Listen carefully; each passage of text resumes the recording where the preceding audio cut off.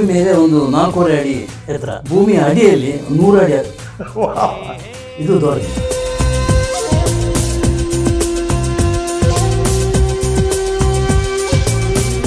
ಕತೆ ಕೇಳಿದ್ಮೇಲೆ ರಾಜ್ಕುಮಾರ್ ಅವರಿಗೆ ಭಾರಿ ಇಷ್ಟ ಆಗುತ್ತೆ. ಹಳ್ಳಿಯಾದರೇನು ಶಿವ, ದಿಳ್ಳಿಯಾದರೇನು ಶಿವ, ಜನರೆಲ್ಲವೂ. ಆ ಕಾಸಿಪ್ ಸುರದ್ದು ಲೀಲಾವತಿ ರಾಜ್ಕುಮಾರ್ ಅಲ್ಲಿಂದ ಶುರು ಆಯಿತು. ಮೊದಲೇ ಕಾಸಿಪ್ ಶುರುವಾಗೋದಕ್ಕೆ ಮೂಲಭೂತ ಕಾರಣ ಈ ಪ್ರಚಂಡ ಕುಳ್ಳ. ಹೌದು.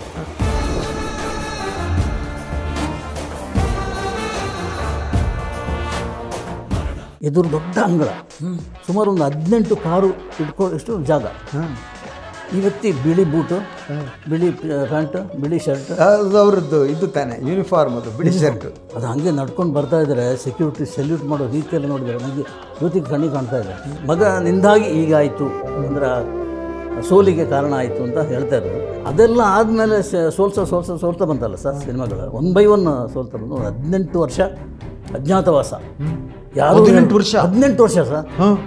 ಆ ಥರ ಮೆರೆದವರು ಆಟೋದಲ್ಲಿ ಓಡುವಂಥ ಪರಿಸ್ಥಿತಿ ಬಂತವ್ರಿಗೆ. ಆ ಸೋಲಿನ ದಿನಗಳಲ್ಲಿ ಜನ ಹೇಗೆ ಬದಲಾದರು ಅಂತೇಳಿ. ಆಫ್ರಿಕಾದಲ್ಲಿ ಶೀಲ, ಇಂಡಿಯಾದಲ್ಲಿ ಸಾಲ ಅಂತ 3 ಸಲ ಸತ್ತಿದ್ದಾರೆ ಸರ್ ಅವರು. 1-2 ಸಲ ಅಲ್ಲ.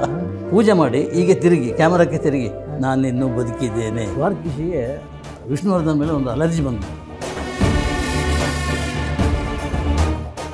ನಮಸ್ಕಾರ. ನಾವು ನೋಡಿರುವ ಕೆಲವು ಸಿನಿಮಾಗಳೇನಿವೆ ಅದು ಎಂದೂ ಮರೆಯಲ್ಲ ಅಂತ. ಕೆಲವು ಸಿನಿಮಾಗಳನ್ನು ನಾವು ನೆನಪಿಟ್ಕೋತೀವಿ, ಕೆಲವು ಸಿನಿಮಾಗಳು ಆಗಾಗ ನಮ್ಮನ್ನು ಹಾಂಟ್ ಮಾಡ್ತಾ ಇರ್ತವೆ, ನೆನಪಿಸ್ತಾ ಇರ್ತವೆ. ಸೊ ನನಗೂ ಹಾಗೇನೆ. ನಾನು ನೋಡಿದ ಮೊದಲ ಚಿತ್ರ ಅಂತಂದರೆ, ನಾನು ಸಣ್ಣವನಿರಬೇಕಾದ್ರೆ ಮೊದಲನೇ ಚಿತ್ರನೇ ರಾಮಾಂಜನೇಯ ಯುದ್ಧ ಅಂತ. ಸೊ ನಮ್ಮ ಮನೆಯಲ್ಲಿ ಗಾಡಿ ಕಟ್ಕೊಂಡು ಆ ಕಾಲದಲ್ಲಿ ಎತ್ತಿನ ಬಂಡಿಯಲ್ಲಿ ಹೋಗಿ ನೋಡೋದು. 2ನೇ ಸಿನಿಮಾ ಕಟಾರಿ ವೀರ. ಹೀಗೆ ಸಿನಿಮಾಗಳನ್ನು ನೋಡ್ತಾ ನೋಡ್ತಾ ಬೆಳೆದವನು. ನನ್ನ ಮೇಲೆ ಪ್ರಭಾವ ಬೀರಿದ ಒಂದು ಚಿತ್ರ ಇದೆ, ಮೇಯರ್ ಮುತ್ತಣ್ಣ. ಅದು ಯಾಕೆ ಅದನ್ನೆಲ್ಲ ಹೇಳ್ತೀನಿ. ಎಸ್, ಎಂದಿನಂತ ನನ್ನ ಜೊತೆ ಇದ್ದಾರೆ ಹಿರಿಯ ಪತ್ರಕರ್ತ Ganesh Kasaragod. Sir, welcome to the show. Thank you sir. ನಾನು ಮೇಯರ್ ಮುತ್ತಣ್ಣದಿಂದ ಮಾತಾಡೋಣ ಸರ್. ನನಗೆ ಆ ಮೇಯರ್ ಮುತ್ತಣ್ಣ ಬಹಳ ಇಷ್ಟ ಆಗೋದಕ್ಕೆ 2-3 ಕಾರಣ ಇದೆ. ಒಂದು, ರಾಜ್ಕುಮಾರ್ ಉದ್ದ ಕೂದಲು ಬಿಟ್ಕೊಂಡು ಬಂದಿರ್ತಾರೆ ಹಳ್ಳಿಯಿಂದ. ಸೊ ಅದನ್ನು ದ್ವಾರಕೀಶು ರಾತ್ರಿ ಕಟ್ ಮಾಡಿ ಮಾರಾಟ ಮಾಡೋಕ್ಕೆ ಹೋಗ್ತಾರೆ.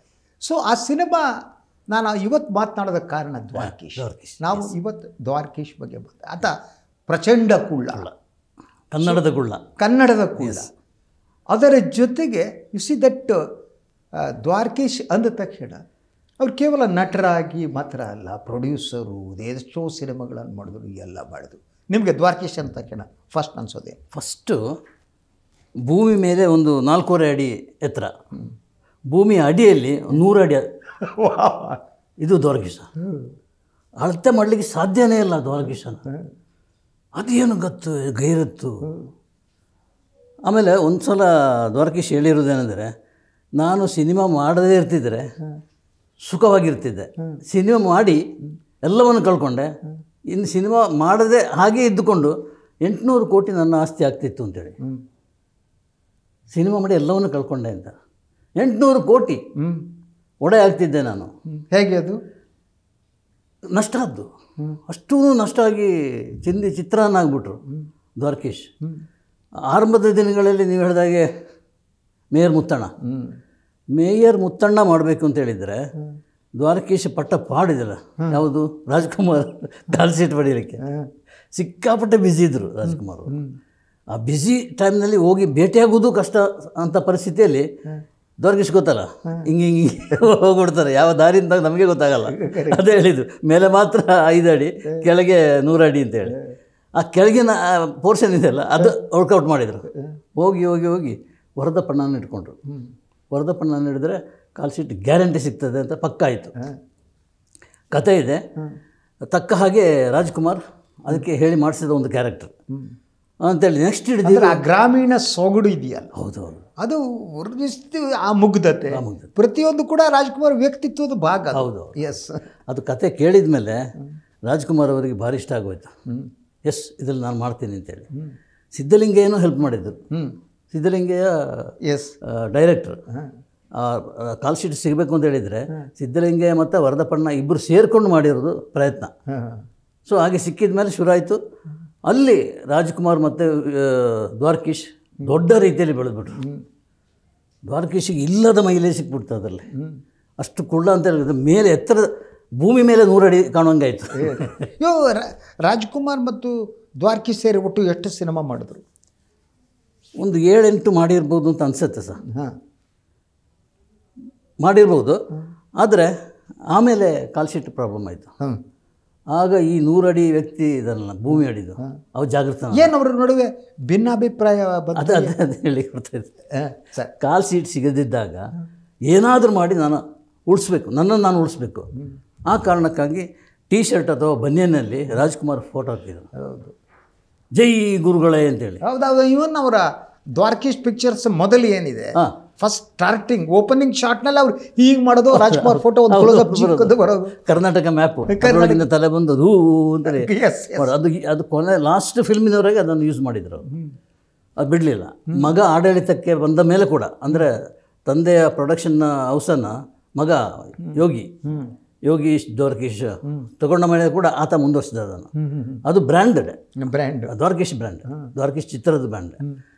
ಹಾಗೆ ಇದು ಸೂಪರ್ ಹಿಟ್ ಆಯ್ತಲ್ಲ. ಸೂಪರ್ ಹಿಟ್ ಆದಮೇಲೆ ಕಾಲ್ ಶೀಟ್ ಸಿಗಲಿಲ್ಲ ಅಂತೇಳಿ ವಿಷ್ಣುವರ್ಧನ್ ಆ ಟೈಮಿಗೆ ಬಂದರು. ವಿಷ್ಣುವರ್ಧನ್ಗಿಂತ ಬಂದ ಕೂಡಲೇ ಅವರನ್ನು ನಿಲ್ಕೊಂಡ್ರು, ಒಬ್ಬ ಹೀರೋ ಸಿಕ್ಕದ ಅಂತ. ನಾವು ಮಾತಾಡಿದಾಗ ಹೇಳಿದೆ, ಯಾಕೆ ಹಾಗಾಯಿತು, ಮತ್ತೆ ಯಾಕೆ ರಾಜ್ಕುಮಾರ್ ಸಿನಿಮಾದಲ್ಲಿ ನಿಮ್ಮ ಸಿನಿಮಾದಲ್ಲಿ ರಾಜ್ಕುಮಾರ್ ಯಾಕೆ ಮಾಡಲಿಲ್ಲ ಅಂತ ಕೇಳಿದರೆ, ಇಲ್ಲ ಕಾಲ್ ಶೀಟ್ ಪ್ರಾಬ್ಲಮ್ ಆಯಿತು, ಅದಕ್ಕೆ ನಾನು ವಿಷ್ಣುವರ್ಧನ್ ಹಾಕ್ಕೊಂಡೆ. ಸೊ ಅದಕ್ಕೆ ಬೇರೆ ಬೇರೆ ಅರ್ಥ ಕಲ್ಪಿಸಬೇಕಾಗೇ ಇಲ್ಲ. ಒಬ್ಬ ಹೀರೋ ಇದ್ದ, ರೆಡಿಮೇಡ್ ಹೀರೋ ಇದ್ದ. ನಾನು ನಾಗರಾವ್ ಸಿನಿಮಾ ನೋಡ್ತಾ ಇದ್ದೆ, ಪಕ್ಕದಲ್ಲಿ ಪುಟ್ಟಣ್ಣ ಕೂತ್ಕೊಂಡಿದ್ರು. ಪುಟ್ಟಣ್ಣ ನೋಡ್ತಾ ನೋಡ್ತಾ ನಾನು ಕೈಯನ್ನು ಅವರು ಸೀಟ್ ಮೇಲೆ ಕೈ ಇಟ್ಟಿದ್ದರು. ಒತ್ಕೊಂಡೆ, ಎಂಥ ಹೀರೋನನ್ನು ಕೊಟ್ಟಿದೆಯಾ ನೀನು ಅಂತ ಹೇಳಿದೆ. ಮುಂದಿನ ನನ್ನ ಸಿನಿಮಾದ ಹೀರೋ ಇವನೇ ಅಂತೇಳಿ ಅಲ್ಲೇ ಪಕ್ಕ ಆಗೋಯ್ತು. ಇದು ದ್ವಾರಕೀಶ್ ಪ್ರಾಮಿಸ್ ಮಾಡಿದ್ದು. ಸೊ ವಿಷ್ಣುವರ್ಧನ್ ಎಂಟ್ರಿ ಆಯಿತು. ವಿಷ್ಣುವರ್ಧನ್ ಎಂಟ್ರಿ ಆದಾಗ ಅಲ್ಲಿ ಶುರು ಆಯಿತು ಕ್ಲಾಸಿಗಳು. ದ್ವಾರಕೀಶ್ ಅಂದರೆ ನೀವು ಮುಂದಿನ ಹಂತಕ್ಕೆ ಹೋಗಿದ್ದ ಮೊದಲು ನನ್ನೊಂದು ಪ್ರಶ್ನೆ ಇದೆ.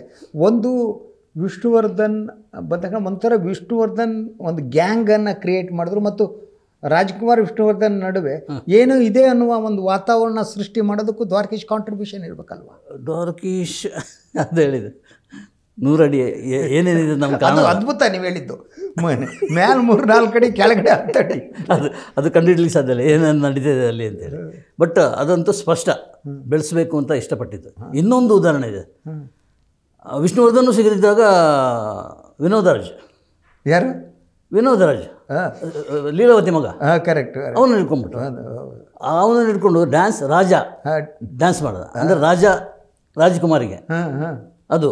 ಆಮೇಲೆ ವಿನೋದ್ ಹೆಸರಿಗೆ ರಾಜು ಸೇರಿಸಿದ್ರು. ಆ ಗಾಸಿಪ್ ಶುರುವಾದ್ದು ಲೀಲಾವತಿ ರಾಜ್ಕುಮಾರ್ ಅಲ್ಲಿಂದ ಶುರು ಆಯಿತು.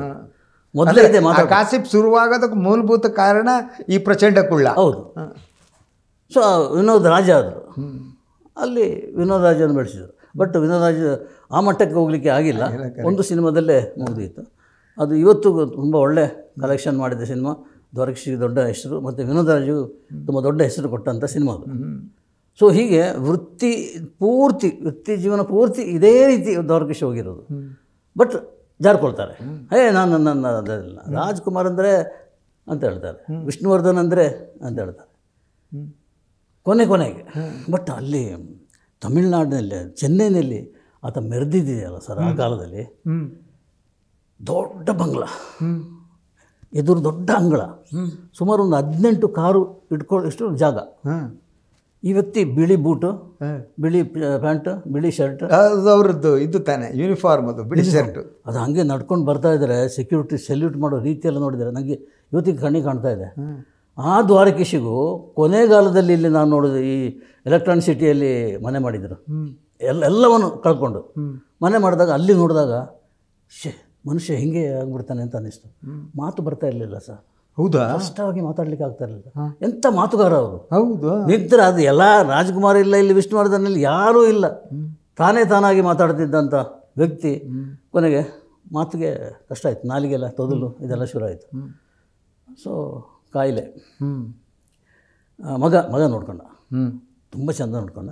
ಹೌದಾ? ಒಂದು ರೀತಿಯಲ್ಲಿ ಮಗ ಇಂಡಸ್ಟ್ರಿಯ ದೃಷ್ಟಿಯಲ್ಲಿ ಮಗನಿಂದಾಗಿ ಹೀಗಾಯಿತು ಅಂದರೆ ಸೋಲಿಗೆ ಕಾರಣ ಆಯಿತು ಅಂತ ಹೇಳ್ತಾ ಇರೋದು. ಬಟ್ ಮಗ ಅಂತ ನಾವು ದಿಢೀರ್ ತಲೆ ಮೇಲೆ ಹಾಕ್ಲಿಕ್ಕೆ ಸಾಧ್ಯ ಇಲ್ಲ ಸರ್. ಇಲ್ಲಿ ಒಂದು ಗಲಾಟೆ ಆಯಿತು, ವಿಷ್ಣುವರ್ಧನ್ ಚೆನ್ನೈಗೆ ಹೋಗ್ತಾನೆ ಅಂತೇಳಿ. ಹೌದು ಹೌದು. ಅದೇ ಟೈಮಿಗೆ ದ್ವಾರಕೀಶ್ ಕೂಡ ಚೆನ್ನೈಗೆ ಹೋಗೋ ವ್ಯವಸ್ಥೆ ಮಾಡಿದರು. ತ್ಯಾಗರಾಜನಗರ ಮನೆ ಇತ್ತು, ಅದಕ್ಕೆ ಕಲ್ಲು ಹೊಡೆದ್ಬಿಟ್ರು ಗ್ಲಾಸಿಗೆ. ಯಾರು ಕಲ್ಲು ಹೊಡೆದಿದ್ದು ಅದು ದ್ವಾರಕೀಶೇ ಹೇಳಬೇಕು. ಸೊ ನಾನು ಚೆನ್ನೈಗೆ ಹೋಗ್ತಾ ಇದ್ದೆ, ಚೆನ್ನೈಗೆ ಹೋಗಿ ಅಲ್ಲಿ ಅರಮನೆ ಕಟ್ಟಿದ್ದು. ಅದೆಲ್ಲ ಆದಮೇಲೆ ಸೋಲ್ತಾ ಬಂತಲ್ಲ ಸರ್ ಸಿನಿಮಾಗಳು, 1 by 1 ಸೋಲ್ತಾ ಬಂದು 18 ವರ್ಷ ಅಜ್ಞಾತವಾಸ. ಯಾರು 18 ವರ್ಷ ಸರ್. ಆ ಥರ ಮೆರೆದವರು ಆಟೋದಲ್ಲಿ ಓಡುವಂಥ ಪರಿಸ್ಥಿತಿ ಬಂತವ್ರಿಗೆ. ಈ ಸಿನಿಮಾದ 7 ಬೀಳು ಅಂದರೆ ಅದನ್ನು ಅಳತೆ ಮಾಡಲಿಕ್ಕೆ ಸಾಧ್ಯನೇ ಇಲ್ಲ. 18 ವರ್ಷ ಸಹಿಸ್ಕೊಂಡ್ರು. ಸಲಾಮ್ ಹೊಡಿತಿದ್ದವರೆಲ್ಲ ಬಂದು ಹಿಂಗೆ ಮಾಡ್ಲಿಕ್ಕೆ ಶುರು ಮಾಡಿದರು. ಅದೆಲ್ಲ ಹೇಳ್ತಾರೆ ಆ ಸೋಲಿನ ದಿನಗಳಲ್ಲಿ ಜನ ಹೇಗೆ ಬದಲಾದರು ಅಂತೇಳಿ. ಆಟೋದಲ್ಲಿ ಓಡಾಡೋಂಥ ಫಾರಿನ್ ಕಾರ್ನಲ್ಲಿ ಓಡಾಡ್ತಿದ್ದ ಮನುಷ್ಯ ಆಟೋದಲ್ಲಿ ಓಡಾಡೋಂಥ ಪರಿಸ್ಥಿತಿ ಬಂದ್ಬಿಡ್ತು.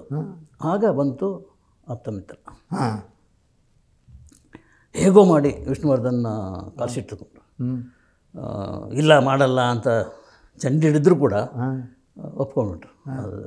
ಕತೆ ಇದೆಲ್ಲ ನೋಡ್ಬಿಟ್ಟು ಎಸ್ ಮಾಡ್ತೇನೆ ಅಂತೇಳಿ. ಸೊ ಅದು ದೊಡ್ಡ hit, super hit, super duper hit. ಹೋದ ದುಡ್ಡೆಲ್ಲ ವಾಪಸ್ ಬಂತ. ಅರ್ಧದಲ್ಲಿ ಶೂಟಿಂಗ್ ನಿಲ್ಲುವಂಥ ಪರಿಸ್ಥಿತಿ, ದುಡ್ಡಿಲ್ಲ, ಇದು ಕಂಪ್ಲೀಟ್ ಮಾಡಲಿಕ್ಕೆ ದುಡ್ಡಿಲ್ಲ. ಅಲ್ಲಿ ಯಾರೋ ಒಬ್ಬ ಸಹ ನಟನಿಗೆ ಸಂಭಾವನೆ ಕೊಡಲಿಲ್ಲ ಅಂಥೇಳಿ ಅವನು ಗಲಾಟೆ ಮಾಡ್ದ. ಗಲಾಟೆ ಮಾಡಿದ್ದು ವಿಷ್ಣುವರ್ಧನ್ ಗೊತ್ತಾಯಿತು. ವಿಷ್ಣುವರ್ಧನ್ ಏನು ಮಾಡಿದ್ರೆ ಅವ್ರನ್ನ ಕರೆಸು ದುಡ್ಡು ಕೊಡು ಮೊದಲು, ಇಲ್ಲಾಂದ್ರೆ ನಾನು ಡಬ್ಬಿಂಗ್ ಬರಲ್ಲ. ಪ್ರತಿಯೊಬ್ಬರಿಗೆ ಕೆಲವೆಲ್ಲ ಅಂಥದ್ದೆಲ್ಲ ಮಾಡಿದ್ದಾರೆ ಸರ್ ವಿಷ್ಣುವರ್ಧನ್. ದುಡ್ಡು ಕೊಡಿಸು, ಆಮೇಲೆ ಕೊಡೋಲ್ಲ. ಡಬ್ಬಿಂಗ್ ಆದಮೇಲೆ ಯಾರು ಕೊಡಲ್ಲ. ಹೌದು, ಕರೆಕ್ಟ್. ಅವ್ರಿಗೆ ಕೊಟ್ಟ ಮೇಲೆ ಡಬ್ಬಿಂಗ್ ಬಂದು ಸಿನಿಮಾ ಕಂಪ್ಲೀಟ್ ಮಾಡಿದ್ರು. ಸೊ ಕ್ಲಿಕ್ ಆಗ್ಬಿಡ್ತಲ್ಲ ಎಲ್ರಿಗೂ. ಈಗೋ ಪ್ರಶ್ನೆ ಆಯ್ತು ಅದು, ನನ್ನಿಂದ ಕ್ಲಿಕ್ ಅದು, ನಾನು ಮಾಡಿದ್ದು ಅಂತೇಳಿ. ಒಂದು ಸಿನಿಮಾ ಇದಲ್ವಾ ಸರ್, ಗ್ರೂಪು ಪ್ರಯತ್ನ ಅದು ಬಿಟ್ಟು ವಿಷ್ಣುವರ್ಧನ್ ಹಾಗೆ ಹೇಳಿದರು, ದ್ವಾರಕೀಶ್ ಹಾಗೆ ಹೇಳಿದರು ಅಂತೇಳಿ ಅವರವರೇ ಕಂಪ್ಲೇಂಟ್ ಮಾಡಲಿಕ್ಕೆ ಶುರು ಮಾಡಿದರು. ಸ್ವಲ್ಪ ದೂರ ಅದು. ಆತ್ಮಮಿತ್ರದ ದುಡ್ಡು ಬಂದಾಗ HSR ಲೇಔಟ್ನಲ್ಲಿ ಒಂದು ಮನೆ ಮಾಡಿದ್ರು ಸರ್, ದೊಡ್ಡ ಮನೆ, 4 ಫ್ಲೋರ್ನ ಮನೆ, ಅಭಿನಂದನ ಅಂತ ಹೆಸರಿಟ್ಟಿದ್ದಾರೆ. ಅದನ್ನು ಮಾರಿದರು. ಯಾವುದು? ಅದನ್ನು ಮಾರಿದರು. ಯಾಕದು? ಅದು ಇದೆ, ಲಾಸ್ ಆಯಿತು. ಆಮೇಲೆ ಫಿಲ್ಮ್ಗಳೆಲ್ಲ ಆಮೇಲೆ ಎಷ್ಟು ಸಿನಿಮಾ ಲಾಸ್ ಆಯಿತು? ಲಾಸ್ ಆಯಿತು. ಒಂದು 4 ಸಿನಿಮಾ ಕಂಟಿನ್ಯೂಸ್ ಲಾಸ್ ಆಗ್ಬಿಡ್ತು. ಸೊ ಅದನ್ನು ಮಾರಿಬಿಟ್ಟು ಇಲ್ಲಿ ಬಂದಿರೋದು. ಈ ರೆಸಾರ್ಟ್ ಥರ ಇದೆ ಅದು ಮನೆ. ಯಾವುದು? ಎಲೆಕ್ಟ್ರಾನಿಕ್ ಸಿಟಿಯಲ್ಲಿ ಒಂದು ಕಾಂಪೌಂಡ್ ಹೌಸು, ಅದು ರೆಸಾರ್ಟ್ ಥರನೇ, ತುಂಬ ಸಿಂಪಲ್ಲಾಗಿ ಕಟ್ಟಿದ್ದಾರೆ, ಖರ್ಚು ಕಮ್ಮಿ ಮಾಡಿಕೊಂಡು. ಅದು ಯೋಗೀಶ್ ತಾಳ್ಮೆ ವಹಿಸ್ಕೊಂಡು ಮಾಡಿದ ಅಪ್ಪನ ಕೊನೆಗಾಲದಲ್ಲಾದರೂ ಸುಖವಾಗಿರಲಿ ಅಂತೇಳಿ ಮಾಡಿದ್ದು ಪ್ರಯತ್ನ. ಅದು ತುಂಬ ಚೆನ್ನಾಗಿ ನೋಡ್ಕೊಂಡು ಆರಂಭದಲ್ಲಿ ಕೊನೆಗಾಲದಲ್ಲಿ ದ್ವಾರಕೀಶ್ ಅವರನ್ನು ನಾನು ಹೋಗಿದ್ದೆ, ಒಂದು 2 ಸಲ ಭೇಟಿಯಾಗಿದ್ದೆ ಅದೇ ಮನೆಯಲ್ಲಿ ಭೇಟಿಯಾದಾಗ ಮಾತಾಡ್ತಾ. ಅವಾಗ ಅವರ 2ನೇ ಹೆಂಡತಿ ಜೊತೆಗಿರಲಿಲ್ಲ, ಮೊದಲ ಹೆಂಡತಿ ತೀರ್ಕೊಂಡಿದ್ರು ಕಾಣುತ್ತೆ. ಹೌದೌದು, 2ನೇ ಹೆಂಡತಿ ಬಂದು ಹೋಗ್ತಾಯಿದ್ರು, ಇವು ಜೊತೆಗಿರಲಿಲ್ಲ. ಬಂದು ಹೋಗ್ತಾಯಿದ್ರು, ಯಾರ ತಕರಾರು ಇರಲಿಲ್ಲ. ಅದು ನಾನು ಕಂಡ ಮಟ್ಟಿಗೆ ನನಗೆ ಗೊತ್ತಿರೋದು. ಬಟ್ ಎಲ್ಲೋ ಒಂದು ಕಡೆ ದ್ವಾರಕೀಶ್ ಮೊದಲನೇ ಹೆಂಡತಿ ಹತ್ರ ಹೋಗಿ ಪಶ್ಚಾತ್ತಾಪದಿಂದ ನುಡಿದಿದ್ದನ್ನು ನಾನು ಕೇಳಿದ್ದೀನಿ. ತಪ್ಪು ಮಾಡಿಬಿಟ್ರೆ ನಿನಗೆ ನೋವು ಕೊಡಬಾರ್ದಿತ್ತು, ಆಕೆಯ ಕೊನೆಯ ದಿನಗಳಲ್ಲಿ ನೋವು ಕೊಡಬಾರ್ದಿತ್ತು, ತಪ್ಪು ಮಾಡಿದೆ, ಸೊ ಕ್ಷಮೆ ಇರಲಿ ಅಂತೇಳಿ. ಬಟ್ ಅಷ್ಟರಲ್ಲೇ ಕಾಲ ಮಿಂಚಿ ಹೋಗಿತ್ತು. ನೀವು ಅವರ ಸಿನಿಮಾ ಪಯಣದಲ್ಲಿ ನೋಡಿದರೆ ಅವ್ರು ನೋಡಿ ವಿದೇಶಗಳಲ್ಲಿ ಒಂದು ಈ ಸಿಂಗಾಪುರ್ನಲ್ಲಿ ರಾಜ ಕುಳ್ಳ, ಅದನ್ನೇ ಹೇಳಕ್ಕೆ ಬರ್ತಿದ್ದೆ. ಸೊ ಆ ಕುಳ್ಳ ಸೀರಿಯಸ್ಸು. ಸೊ ಅದು ಏನು ಅನಿಸ್ತದೆ ನಿಮಗೆ ಅದರ ವಿಶೇಷತೆ ಅಂದರೆ ಅದು ಆತನ ಕ್ಲೈಮ್ಯಾಕ್ಸ್, ಲೈಫ್ ವೃತ್ತಿ ಜೀವನದಲ್ಲಿ ಕ್ಲೈಮ್ಯಾಕ್ಸಿಗೆ ಹೋದ್ದು ಸಿನಿಮಾ. ಸಿಂಗಾಪುರ್ ಯಾರೂ ವಿದೇಶಕ್ಕೆ ಹೋಗಿರಲಿಲ್ಲ ಆ ಟೈಮ್ನಲ್ಲಿ, ಸಿಂಗಾಪುರಕ್ಕೆ ಹೋಗಿ ಶೂಟ್ ಮಾಡ್ಕೊಂಡು ಬಂದಿದ್ದು. ಅದರ ಹಾಡಾಗಲಿ ಅವನು ಒಂದು ಕನಸಿತ್ತು ಸರ್. ಆ್ಯಕ್ಚುಲಿ ಅದು ಒಂದು ಸಿನಿಮಾಕ್ಕೆ ಕಿಶೋರ್ ಕುಮಾರ್ ಹತ್ರ ಒಂದು ಹಾಡು ಬರೋದು ಅಂತ, ಆಡು ಆಡು ನೀ ಆಟ ಆಡು, ಆಟದಲ್ಲಿ ಗೆಲ್ಲಬೇಕೇ ಲಲ್ಲ, ಮಕ್ಕಳಿಂದ ಹಿಡಿದು ಹಿರಿಯರವರೆಗೆ ಕುಣಿದಾಡ್ಬಿಟ್ಟ ಹಾಡೋದು. ಎಸ್, ಕನಸು. ಕನ್ನಡ ಚಿತ್ರರಂಗದ ನಿಜವಾದ ಶೋಮ್ಯಾನ್ ದ್ವಾರಕೀಶ್. ಅನುಮಾನ ಇಲ್ಲ, ಅದು ಬ್ರ್ಯಾಂಡೇ ಮಾಡ್ಬೋದು. ಅಲ್ಲಿ ಹೋಗಿ ಶೂಟಿಂಗ್ ಮಾಡ್ಕೊಂಡು ಬಂದು ಇನ್ಯಾವುದು ಆಫ್ರಿಕಾದಲ್ಲಿ ಶೀಲಾ ಧನ್ಯ ಅದರ ಕತೆ ಇದೊಂದಿದೆ, ಯಾರು ಚೆನ್ನಾಗಿದೆ. ಹೋದ್ರು ಅಲ್ಲಿ ಹೋಗಿ ಅಲ್ಲಿ ಪರ್ಮಿಷನ್ ಎಲ್ಲ ಸಿಗಲಿಲ್ಲ, ಪ್ರಾಬ್ಲಮ್ ಎಲ್ಲ ಆಯಿತು. ಹೇಗೋ ಅಲ್ಲೇ ನಿಂತ್ಕೊಂಡು ಹಠ ಹಿಡಿದು ಶೂಟಿಂಗ್ ಮುಗಿಸಿದ್ರು. ಆಫ್ರಿಕಾದಲ್ಲಿ ಶೀಲಾ ಅಂತೇಳಿ ತೋಪೋಯ್ತು. ತೋಪು ಅದು ಹೊಡ್ಸ್ಕೊಂಡೋಯ್ತು. ಆತ ಒಂದು ಮಾತು ಹೇಳಿದ್ದು ಭಾಳ ಚೆನ್ನಾಗಿತ್ತು. ಆಫ್ರಿಕಾದಲ್ಲಿ ಶೀಲಾ, ಇಂಡಿಯಾದಲ್ಲಿ ಸಾಲ ಅಂತ ಅವರೇ ಹೇಳೋದು. ಹೀಗೆ ಆಯಿತು ಗಣೇಶ್ ಅವರೇ. ಬಾಬಾ ಅದು ಬೇರೆ ಲ್ಯಾಂಗ್ವೇಜ್ನಲ್ಲೂ ಮಾಡಿದ್ರು ಕಣತೆ ಅದು. ಯಾವುದು ಅದು ಎಲ್ಲ ಹೋಯ್ತು. ತುಂಬ ದುಃಖದಲ್ಲಿರುವಾಗಲೂ ಅವರ ಹಾಸ್ಯ ಪ್ರಜ್ಞೆ ಇದೆಯಲ್ಲ, ಅದು ತುಂಬ ಕೊನೆಯವರೆಗೆ ಕಾಪಾಡ್ಕೊಂಡು ಬಂದಿದ್ದು. 3 ಸಲ ಸತ್ತಿದ್ದಾರೆ ಸರ್ ಅವರು, 1-2 ಸಲ ಅಲ್ಲ. ಹೀಗೆ ಅದು ಹೇಗೆ ಪಬ್ಲಿಷ್ ಆಗ್ತದೆ ಅಂದರೆ ಆ್ಯಂಟಿ ಇದರಲ್ಲಿ ಟಿ ವಿಲಿ ಬರುತ್ತೆ, ಪೇಪರ್ನಲ್ಲಿ ಬರುತ್ತೆ, ಎಲ್ಲ ಜನ ಮಾತಾಡ್ಕೊಳ್ತಾರೆ, ಇಡೀ ಕರ್ನಾಟಕ ಮಾತಾಡ್ಕೊಳ್ತಾರೆ ಸರ್ ದ್ವಾರಕೀಶ್ ಹೋದ್ರಂತೆ ಅಂತ. ಇವರು ಏನು ಮಾಡೋದು ಅದಕ್ಕೆ, ರಾಘವೇಂದ್ರ ಅವರ ದೇವ್ರ ಮನೆ ಇದೆಯಲ್ಲ ರಾಘವೇಂದ್ರ, ತುಂಬ ನಂಬುವ ದೇವರು ರಾಘವೇಂದ್ರ. ಹೌದಾ? ಅಲ್ಲಿ ಕೂತ್ಕೊಂಡು ಪೂಜೆ ಮಾಡಿ, ಅದು ವಿಜುವಲ್ ಆಗಿ ಕಳಿಸಿದ್ದಾರೆ. ಪೂಜೆ ಮಾಡಿ ಹೀಗೆ ತಿರುಗಿ ಕ್ಯಾಮರಾಕ್ಕೆ ತಿರುಗಿ, ನಾನಿನ್ನೂ ಬದುಕಿದ್ದೇನೆ ಆ ಥರ ಹೇಳಿದ್ದು ತುಂಬ ಕಮ್ಮಿ. ರಾಜ್ಕುಮಾರ್ ಒಂದು ಹಂತದಲ್ಲಿ ಹೇಳಿದರು ಅದೇ ಥರ, ಅಂದರೆ ಬದುಕಿದ್ದೇನೆ ಅಂತಲ್ಲ, ನಾನು ಇದ್ದೀನಿ ಇನ್ನು, ನೀವು ಏನು ಅದ್ರ ಬಗ್ಗೆ ಯೋಚನೆ ಮಾಡಬೇಡಿ ಅಂತೇಳಿ. ದ್ವಾರಕೀಶ ಹಾಗೆ ಹೇಳಿದ್ರು. 3 ಸಲ ಅಂಥದ್ದೇ ಇದು ಬಂತು. ಅದರ ಇದು ಬಂತು ಸರ್, ಒಂದು ಪಬ್ಲಿಸಿಟಿ ಬಂತು. ಆದರೆ ಇದು ಕಟಿಂಗ್ ನನ್ನ ಹತ್ರ ಇದೆ. ಅವನು ಸಾಯುವ ಮೊದಲೇ 1ನೇ ತಾರೀಕಿಗೆ ಏನು ಹುಟ್ಟಿದ್ದು, 1ನೇ ತಾರೀಕಿಗೆ ನಿಧನ ಅಂತೇಳಿ. ಅದು ಯಾರು ಹಾಕಿದ್ದು ಏನು ಅಂತ ಗೊತ್ತಿಲ್ಲ. ಮತ್ತು ಅವ್ರದ್ದೊಂದು ಗುಣ ಗಣೇಶ ನನಗೆ ಇದಾಗೋದು, ಯಾರ ಜೊತೆ ಕೂಡ ಒಂದು ಸುದೀರ್ಘವಾದ ಸಂಬಂಧನ ಇಟ್ಕೊಳ್ತಾನೆ. ರಾಜ್ಕುಮಾರ್ ಜೊತೆಗೆ ಜಗಳ ಬಿಟ್ಟು ಹೋದರು, ಈಗ ವಿಷ್ಣುವರ್ಧನ್ ಜೊತೆ ಜಗಳ ಬಿಟ್ಟು ಹೋದರು, ಮತ್ತೆ ಬಂದರು. ಅದು ಅದರಲ್ಲಿ ಒಂದು ಹಾಡು ಯಾವುದೋ ಒಂದು ಇತ್ತು ನೋಡಿ, ಸ್ನೇಹದ ಮೇಲೆ ಇಬ್ಬರು ಕೂತ್ಕೊಂಡು ವೆಹಿಕಲ್ ಕೂತ್ಕೊಂಡು ಕಾಲವನ್ನು ಮರೆಯೋದು ಯಾರು ಇಲ್ಲ ಲಲ್ಲ.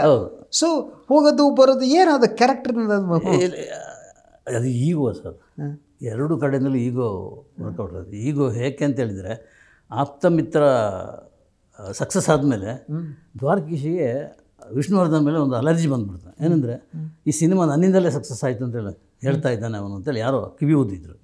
ಈ ಕಿವಿ ತಮ್ಮಟ ಇದೆಯಲ್ಲ, ಅದು ಭಾರಿ ಕಷ್ಟದ ಕೆಲಸ. ಅದು ಬಂದ ಕೂಡಲೇ ಒಂದು ಸಮಾರಂಭ ಇತ್ತು ಸರ್, ಇಲ್ಲಿ ಒಂದು ಆಡಿಟೋರಿಯಂ. ಅಲ್ಲಿ ನಾನು ಸ್ವಲ್ಪ ಬೇಗ ಹೋಗಿದ್ದೆ ಫಂಕ್ಷನ್ಗೆ. ದ್ವಾರಕೀಶು ಬೇಗ ಬಂದಿದ್ದರು. ಫ್ರಂಟ್ ಕೂತ್ಕೊಂಡ್ಬಿಟ್ಟಿದ್ರು, ಒಬ್ಬರೇ, ಯಾರೂ ಇಲ್ಲ. ನಾನು ಸುಮ್ಮನೆ ಮೇಲಿಂದ ಕೆಳಗೆ ಇಳಿದು ಹೋಗಿ ಕೂತ್ಕೊಂಡೆ, ಮಾತುಕತೆ ಆರಂಭ ಮಾಡಿದೆ. ಸರ್ ಏನು ಸರ್, ವಿಷ್ಣುವರ್ಧನ್ ಜೊತೆ ನೀವು ಈ ಥರ ಮಾಡಿಕೊಂಡು ಹೇಗೆ, ಇಡೀ ಇಂಡಸ್ಟ್ರಿಗೆ ಇರೋ ಒಂದು ಗರಬಡದಾಗಿದೆ, ಜನ ನಕ್ಕೊಡ್ತಾರೆ, ಆಡ್ತಾರೆ, ನೀವು ಹಾಗೆ ಯಾಕೆ ಇರ್ತೀರಿ ಅಂದರೆ, ಈ ಮಾತನ್ನು ನೀನು ವಿಷ್ಣುವರ್ಧನ್ ಅಂತ ಕೇಳು ಅಂತ ಹೇಳಿದ್ರು.